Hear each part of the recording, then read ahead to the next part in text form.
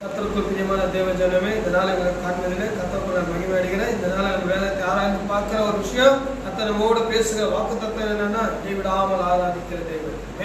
இடைவிடாமல் ஜெபம் பண்ணுங்கள். ஆமென். நம்ம இடைவிடாமல் ஜெபம் பண்ணா நம்முடைய வாழ்க்கையில என்ன அதிசயம் நடக்கும், எந்த அற்புதம் நடக்கும், இந்த நாள் நம்ம தியானிக்க போறோம். ஆமென். ஹல்லேலூயா. தானியேல் புத்தகம் 6ஆம் அதிகாரம் 20ஆம் வசனத்தை நம்ம பார்க்கணும். ராஜா கபீர் கிட்ட வந்த போது துயர சத்தமாய் தானியேலை கூப்பிட்டு, தானியேலே, ஜீவனுள்ள தேவனுடைய தாசனே, இடைவிடாமல் ஆராதிக்கிற உன் தேவன் உன்னை சிங்கங்களுக்கு தப்பிக்க வல்லவரா இருந்தாரா என்று தானியேலை கேட்டார். ஆமென். அப்பொழுது தானியேல், ராஜாவே நீ வாழ்க. ஆமென். இதுல இருந்து நம்ம என்ன பார்க்க போறோம்னா, இடைவிடாமல் அவன் ராஜா என்ன பண்ணாரு, தானியேலை பத்தி சொல்றாங்கன்னா, தானியேலுக்கு ஒரு பிரச்சனை வந்துச்சு. தானியேல் எப்படியாப்பட்டவன் இருந்தான்னா, விசேஷித்த ஆவியா இருக்கு.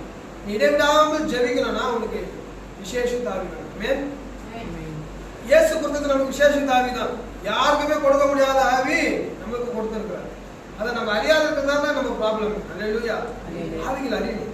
நம்ம கிட்ட என்ன ஆவி செயல்படுது, விசேஷித்த ஆவிக்குதா. ஒரு சபையில இருந்தீங்கன்னா உங்களுக்கு விசேஷித்த ஆவி இருக்கு. எல்லாரும் மாதிரி இஸ்ரவேல் ஜனங்களை மாதிரி வரக்கூடாது. வழி விசுவாசம் இல்லாம அவிசுவாசம் செத்து போறவங்களா வரக்கூடாது. சபைக்கு விசேஷ தாவிக்கணும். மோசே போல இருக்கணும், தானியேலை போல இருக்கணும், தாவீதை போல இருக்கணும். 8 பேர் இருந்தாங்க. 8 பேருக்கு அந்த அபிஷேகம் இல்லை. ராஜ சமூகத்தை தான் வேலை பார்த்தாங்க. ஆனா தாவீதின் அபிஷேகம் அடுத்த ராஜாசனத்துக்கு போற அபிஷேகம், சத்துக்களை நிர்மூலமாக்குகிற அபிஷேகம். இயேசு கூட அதே மாதிரி தான். ராஜரீக அபிஷேகம் ரெண்டு அபிஷேகம் நமக்கு கொடுத்திருக்காரு. ஒன்னு ராஜரீக அபிஷேகம், இன்னொன்னு ஆசீர்வாத அபிஷேகம் நமக்கு கொடுத்திருக்காரு. ஆமென். ஒன்னு சத்துரு பிசாசின் கிரியைகளை அழிக்கணும், இன்னொன்னு ராஜ்யத்தை கட்டணும். ஆமென். ராஜ்யத்தை கட்டணும். இந்த ரெண்டு அபிஷேகமும் உனக்கு வேணும். ராஜானா எல்லாரையும் வெட்டி ராஜ்யத்தை பிடிப்பார். ஜபமும் வேணும், வல்லமையும் வேணும். ஜபம் வேணும், அதிகாரமும் வேணும். நீ செலுத்தணும் அந்த பூமி மேல. பிசாசு கிரிகளை அடிக்கணும். எங்கெங்க நீ பாக்குறியோ அங்கெல்லாம் அது கர்த்தருக்கு சொந்தமான சரீரம், கர்த்தருக்கு சொந்தமான இடம். கால் மிதிக்கும் தேசமெல்லாம் கர்த்தருக்கு சொந்தமானது. நீ கால் வைக்கிற இடம் ஒரு விசேஷ தாய்மனுக்கு செயல்படணும். தானியேல் அப்படிப்பட்டவன். ஹல்லேலூயா. இடைவிடாமல் ஆராதிக்க உனக்கு வேணும்னா விசேஷித்த அபிஷேகம், விசேஷித்த வரம் பெற்றவனா இருக்கணும். கர்த்தர் விசேஷித்தமா பயன்படுத்துறவனா நீ இருக்கணும். அப்பதான் உங்களால முடியும். ஆமென். ஹல்லேலூயா. பவுல் சொன்னாரு, எல்லாரும் கிட்ட நான் அதிகமா அந்நிய பாஷை பேசுறேன், அதுக்காக நான் தேவனை ஸ்தோத்திரிக்கிறேன். ஹல்லேலூயா. அந்நிய பாஷை அதிகமா நீ பேச விரும்பணும். ஹல்லேலூயா. மற்றவங்க உனக்கு ஒரு சபையில வந்துட்டீங்கன்னா ஜெனரலான ஒரு விசுவாசி நீ வரக்கூடாது. எல்லாருக்குமே தான் சொல்றேன். எல்லாருமே அப்படி இருந்தாக்க எவ்வளவு பேர் சபைகளை உருவாகும், எவ்வளவு பேர் ரட்சிக்கப்படுவாங்க, எவ்வளவு பேர் இடத்துல அற்புத அடையாளங்கள் நடக்க இந்த ஏரியாவே மாறி இருக்கு. நினைத்தீங்க. ஹல்லேலூயா. 120 விசுவாசிங்க. அவ்வளவு பேர் மேல விசேஷ தாவி இருந்தா எத்தனை பேர் நம்ம இந்த எல்லையே நம்ம கர்த்தருக்கு சொந்தமாக்கிக்க முடியுமா? முடியாது. ஹல்லேலூயா. ஹல்லேலூயா. ஹல்லேலூயா. ஹல்லேலூயா. அந்த மாதிரி விசேஷ தாவி கேளுங்க. ஆண்டவர்கிட்ட கேட்கணும். ஆண்டவர்கிட்ட கேட்கிற யாவருக்கும் அவர் கொடுப்பார். கேளுங்க, அப்போது உங்களுக்கு கொடுக்கப்படும். நீ கர்த்தர்கிட்ட உண்மையா இருந்தீங்கன்னா கொடுப்பார். தாகமா கேட்டினா கொடுப்பார். கர்த்தரை உண்மையா நீ நேசிச்சினா, அன்பு கூர்ந்தினா கொடுப்பார். ஹல்லேலூயா. கேட்கிற யாவனும் பெற்றுக்கொள்வான்.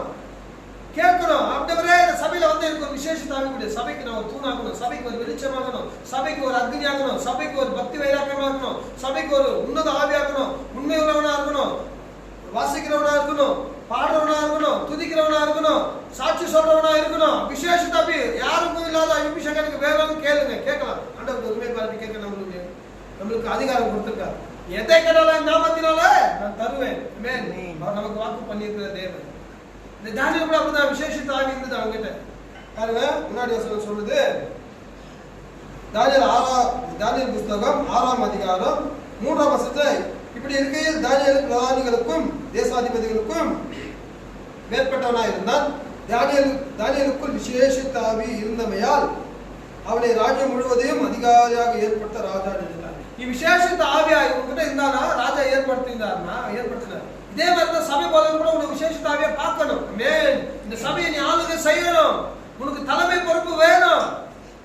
விசேஷித்த ஆவியா இருந்தா தான் செய்ய முடியும். துதி கூட எடுக்கணும்னா சும்மா கிடையாது. இந்த இடைவிடாம ஆராதிக்கிறேன்னா டெய்லி துதிச்சு பாடிட்டு இருந்தான், ஆராதனை பண்ணிட்டு இருந்தான். இயேசுகிட்ட உண்மை சவுண்டா இந்த ஆராதனை வேணும். வர்ஷிப் லீடரா இருக்கணும், நீங்க துதிக்கணும், டெய்லி வீட்டுல துதிக்கணும். நீ சேல கூட ஒரு பாட்டை பாடி ஜெபம் பண்ணலாம், பிரச்சனையே இல்லை. ஆனா எல்லாருக்கும் எந்தெந்த இடத்துல எப்படி பண்ணணுமோ அந்த மாதிரி பண்ணுங்க. எல்லாத்துலயும் அல்லேலூயா அல்லேலூயா ஜோர் ஜோரா கத்தக்கூடாது. அது நீட்னஸ் கிடையாது. சபைக்கு ஒரு ஆராதிக்கிற இடைவிடாம ஆராதிக்கிற ஒரு மனுஷன் இடைவேளையை நம்ம இடைவிடாம ஜெபம் பண்ணுங்க வேதம் சொல்லுங்க. அவன் இடைவிடாம ஜெபமா பண்ணிருந்தா இடைவிடாம ஆராதிக்க இருந்தேன்னா ஜெபமும் பண்ணுங்க, இடைவிடாத ஜெபம் பண்ணுங்க. ஆண்டவர்கிட்ட நெருங்கி இருப்பேன். அல்லேலூயா. அந்த ராஜா என்ன சொல்றாரு பாத்தீங்களா? இந்த தானியேலுக்கு 3 குணம் அது செஞ்சு 3 வரம் இந்த மாதிரி அவன்கிட்ட. ஒண்ணு விசேஷித்த ஆவி, இன்னொன்னு முழங்கால் படிட்டு ஜெபம் பண்ற ஒரு அஸ்தாமே, இடைவிடாத ஜெபம் பண்ணிட்டு இருந்தான். இன்னொன்னு இடைவிடாத அவன் 3 விசுவாசித்திருந்தான். எல்லா இடத்துலயும் ஆண்டவரை விசுவாசித்திருந்தான். அல்லேலூயா. தேவன் பேரில் அவன் அது 23ஆம் வசனம் சொல்லுது, தேவன் பேரில் அவன் விசுவாசித்திருந்தபடியா அவனுக்கு ஒரு சேதமும் காணப்படும். நீ முழுசா விசுவாசம் உனக்கு ஒரு சேதமும் வராது. அந்த சிங்க கேபியாக்கலாம் அக்னி சூளையா. அல்லேலூயா அல்லேலூயா. இதே தான் ஆண்டவர் சொல்றார், ஒன்றும் சேதப்படுத்த முடியாது. அல்லேலூயா. பாதாளத்தின் வாசல் உங்களை மேற்கொள்வதில்லை. பாதாளம் சும்மா நினைச்சியா? சின்னது அப்படி கிடையாது. உலகத்துக்கு விரோதமா வரும், உலகமே விரோதமா வர பாதாளம்.